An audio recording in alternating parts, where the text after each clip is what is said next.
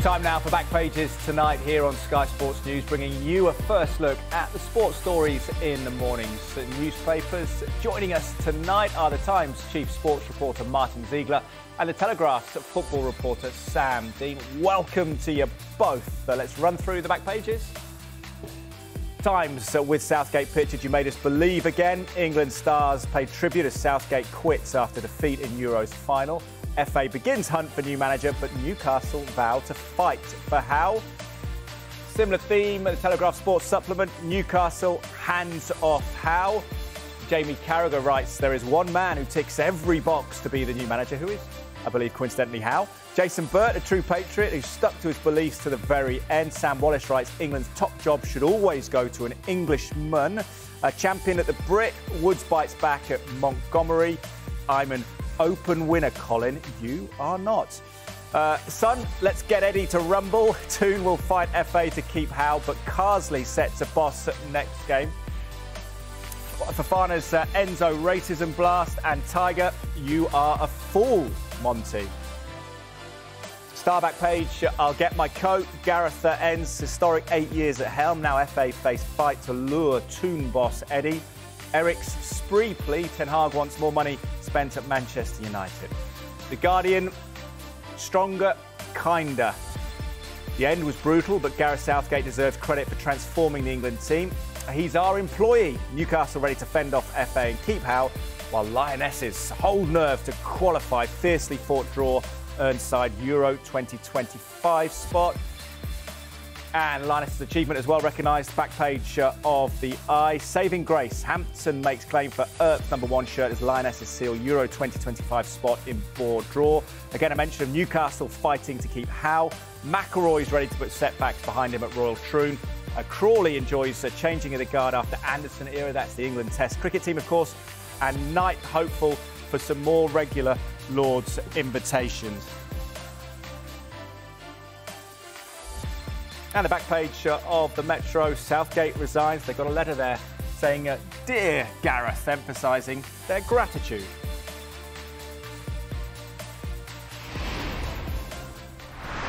OK, gents, let's start with the Times. Martyn, you made us believe again. How succinct and accurate summary is that of Southgate's achievement? Yeah, I mean, I think that sums it up, actually. How a lot of people are feeling today. That this is somebody who came in when England was at a very, very low ebb in international football, and it has achieved a remarkable success. You know, the first time England has ever got to a final overseas, 2 finals, semi-final of the World Cup, quarter-final of the World Cup. He has had a great success, and he's done it in a way which has made him very, very popular in the country. You know, he's a very sort of humble person, a compassionate person, and he's just been a brilliant ambassador for English football. OK, on that theme, star back page, Sam, I'll get my coat. Gareth ends historic 8 years at helm. And picking up what Martyn says there, I suppose, how easy is it to forget how low the belief and feeling was around the England men's team back in 2016? Yeah, absolutely. And I think the fact that there are so many big names now being linked to the England job, and I'm sure we'll come on to that, but the fact that there are so many big names being linked is a sign of how much that England job has become more attractive. And if you think back to 2016 when Southgate took over after Sam Allardyce left, it wasn't the sort of job that the biggest names were queuing up for. England was seen as a bit of a poison chalice, a bit of a dead end.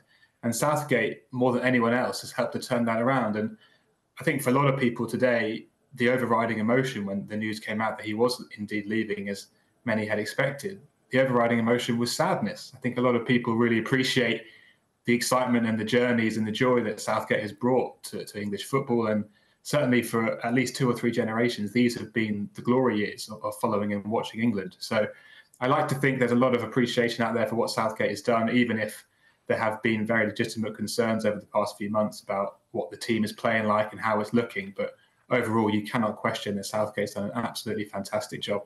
Yeah, him and the England team have given us some great summers, haven't they? Long summers, no early exits, which has been good, Martin. And then that winter in Qatar, I suppose, that went to the quarterfinals. The Guardian Sports Supplement has the stronger, kinder.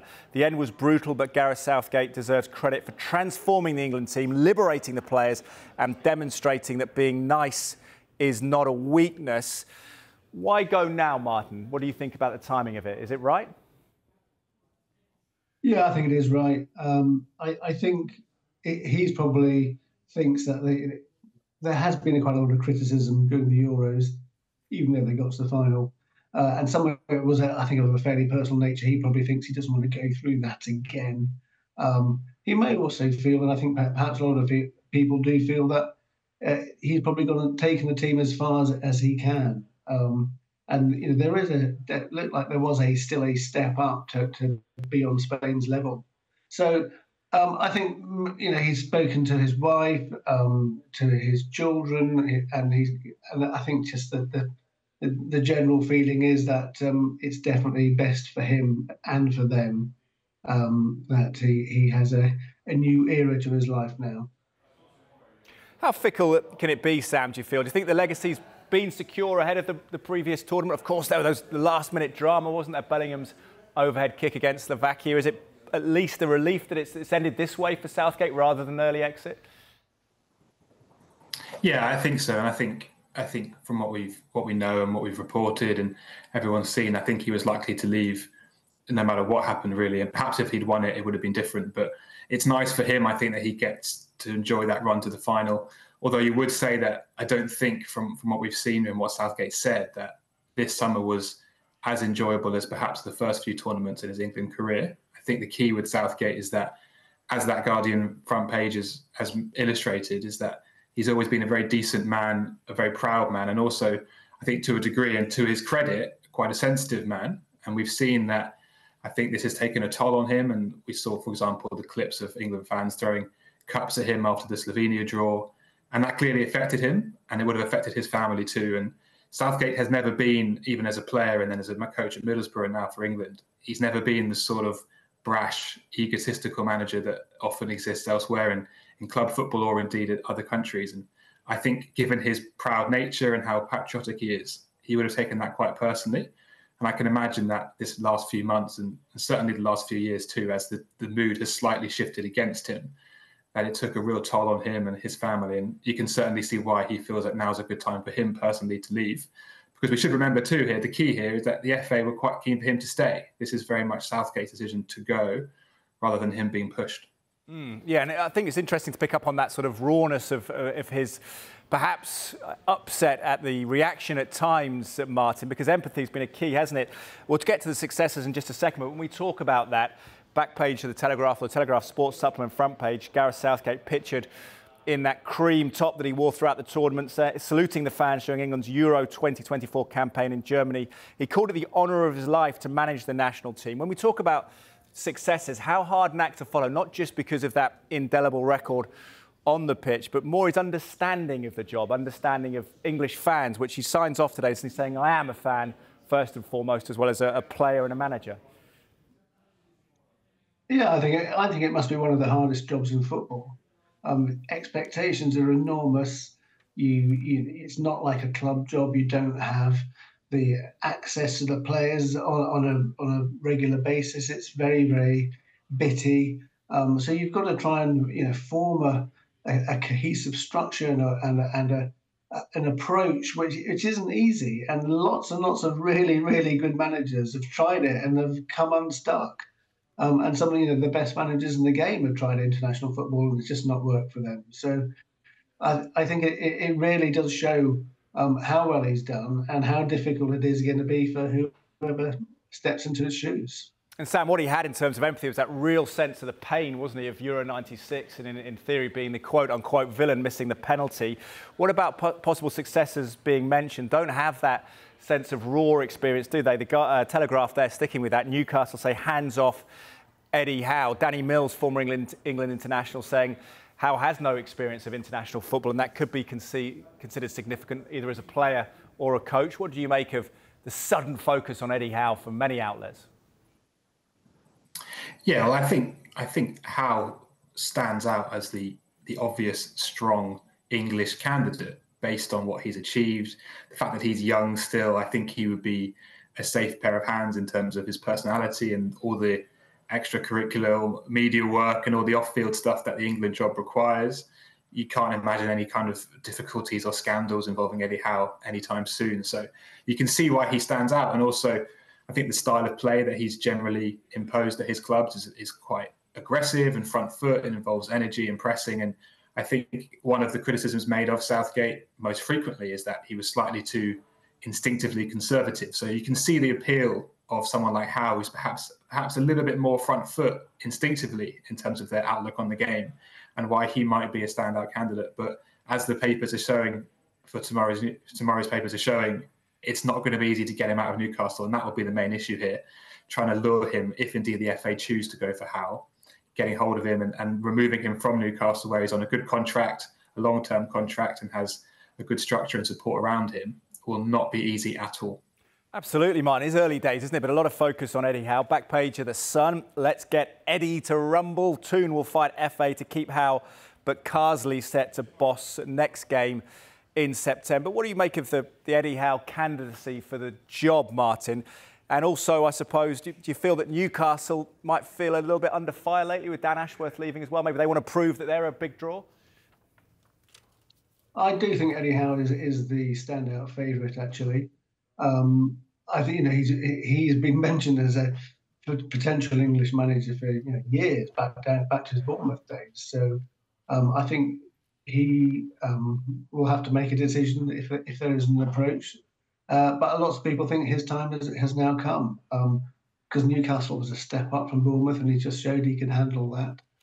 I think Graham Potter, someone else we should mention as somebody potentially another English manager who's done very well in the Premier League at Brighton. Didn't do so well at Chelsea, of course. But he is somebody who's definitely going to be under consideration. And yes, I think the Sun mentions Lee Carsley, the under-21 manager. That's where Gareth Southgate came from, wasn't it? I mean, I think that Lee Carsley is a different sort of person. Southgate had been an England international, had been a Premier League manager. Lee Carsley hasn't done that, so I think it would be a big ask for him to take on the job permanently. Indeed, Luis de la Fuente proving this sometimes a profitable route, though, isn't it? Appointing a youth coach up through to the senior team.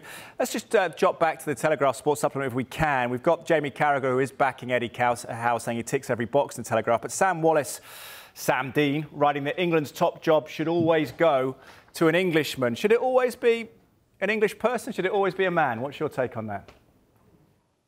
Yeah, this is the debate that kind of rears its head every time a manager changes in England. I think it depends entirely on your personal view, doesn't it? My instinctive reaction then is that it feels like it should be an English manager managing an English team, and the concept of international football is the best that England can produce against the best that the rest of the world can produce. And for me, that would include the coach and the manager. But the rules are the rules, and the rules state that you can look elsewhere and you can cast the net a little bit wider. So if that's what other countries are able to do, and other countries certainly will do, then you could argue that England would be disadvantaging themselves by not doing the same. And if the FA feel that the strongest candidate out there is someone like Thomas Tuchel or Mauricio Pochettino, and you would say based on their coaching CVs that those managers are stronger candidates than anyone English who's currently in the fold, then they perhaps would be foolish not to try and explore that possibility. But yeah, it's almost a sort of culture war style debate now, and I can see this one really rearing its head and running for quite a few weeks, depending on how long this process takes. But my view is probably should be English. It feels like it's right if it's English, but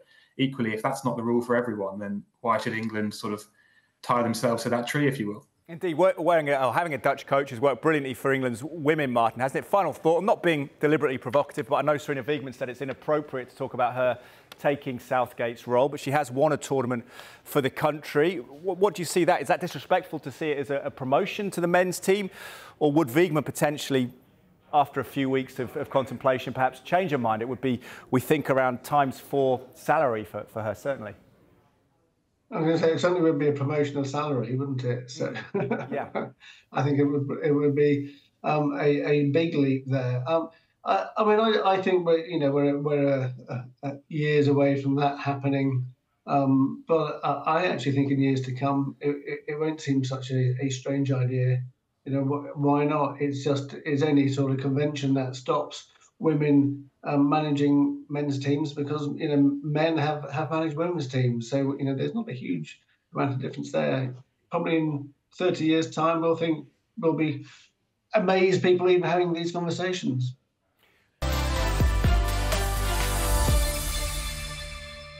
Welcome back. You are watching Back Pages tonight, and it's welcome back to the Times chief sports reporter Martyn Ziegler and the Telegraph football reporter Sam Dean. Let me take you, Sam, to the back page of the Eye. Let's talk Lionesses and saving grace. Hampton makes claim for Earp's #1 shirt as Lionesses seal Euro 2025 spot in board draw. Not a great game, was it, in Gothenburg, Sam? But this was a bit like the men in Germany, was it? Just getting the job done, professional? Yeah, I think we've seen across both the men's and women's games plenty of times over the years that it doesn't really matter how you qualify for these tournaments. It just matters that you do qualify.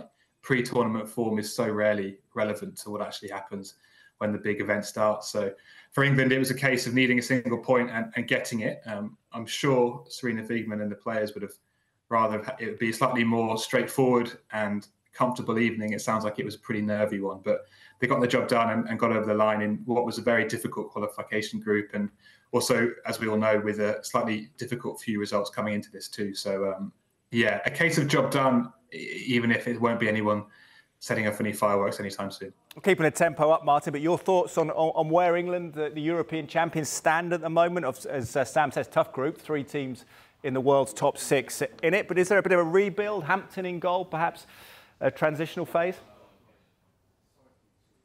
Well, yeah, I think they can't. They're going to have to bring in some new blood, aren't they? Because you can't just rely on the same people who won the Euros, got to the final of the World Cup. So I think there is a challenge from that point of view. Yes, UEFA had made the qualification process tougher, and making it sort of more interesting matches as well. And it was a struggle initially for the Lionesses. But yeah, as Sam says, how they did it is probably unimportant. The fact is that they have done it, they have qualified.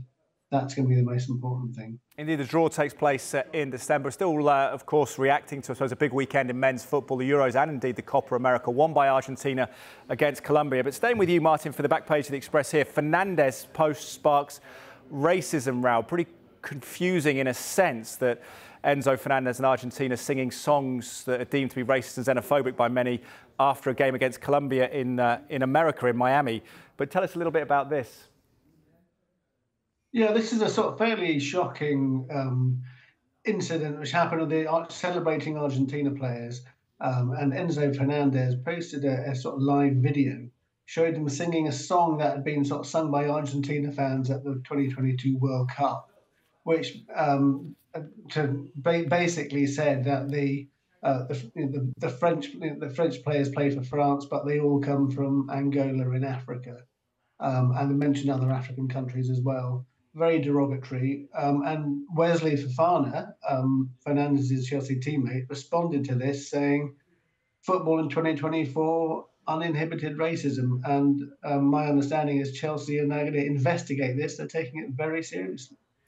Yes, Sam, it's interesting, isn't it? Argentina, I believe, a country based on immigration as well. Does it show the lack of education that some of these players have? Well, clearly, and the fact that Fofana has acted so strongly to come out against his own teammate, which is effectively calling out his own teammate, is pretty extraordinary and says quite a lot about how he feels. And you'd imagine, and we don't want to put words in their mouths, but you imagine his feelings are probably shared by some of his French teammates in the Chelsea squad. Obviously, Fernandez will be speaking to his club at one point soon. I imagine he's currently out there celebrating the Copa America and enjoying his time off before he comes back to work. But this is an issue that he's going to need to address at one point, both with his manager, with his employer, and with his teammates. And yes, the issue of education is clearly a very important one. It's a song that was, as Martin says, sort of sung by fans around the World Cup after the 2022 World Cup victory for Argentina. And clearly it's remained sort of in their songbook, if you will, and has reached the players too. what always amazes me about these stories, and it's not the main point here, obviously, but this once again is a story from a player posting something on his own social media page. These guys are putting it out there themselves. It's not like he's been caught by someone else filming it or an undercover French journalist. He's put it out there themselves, and it's absolutely remarkable that this kind of thing seems to keep happening and happening and happening. And we know how much clubs educate their players about these issues and how much they try to get involved with these things and help tackle racism in football. And I think it really is genuinely the case that Premier League clubs are doing what they can to address this. But evidently, the message is not always sinking in. And it's a really tough challenge now. And this, again, is secondary to the main point about the racism and the issues around that. But it's a really tough challenge now for Enzo Maresca, who's just started this new job at Chelsea with a huge squad, a club that's been effectively in turmoil for 2 or 3 years now, with constant churning of players coming and going. And he has to find some unity and create some togetherness, which has been totally lacking from Chelsea for the past few seasons. And barely a few weeks into the job, he's now dealing with this. He's got one of his star players calling out another star player for alleged racism. It's an extraordinary set of events, and feels already like Maresca's probably fighting an uphill battle when it comes to creating that squad harmony. Yeah, we've got about 20 seconds, Martin. Do you share those concerns about the culture at Chelsea then? It'll be a difficult summer. I think it will be difficult for them, but they are taking it seriously. Also challenging for FIFA, the French Federation have made an official complaint. The French sports minister has also raised concerns about it. So what's FIFA going to do? The ball's in their court now.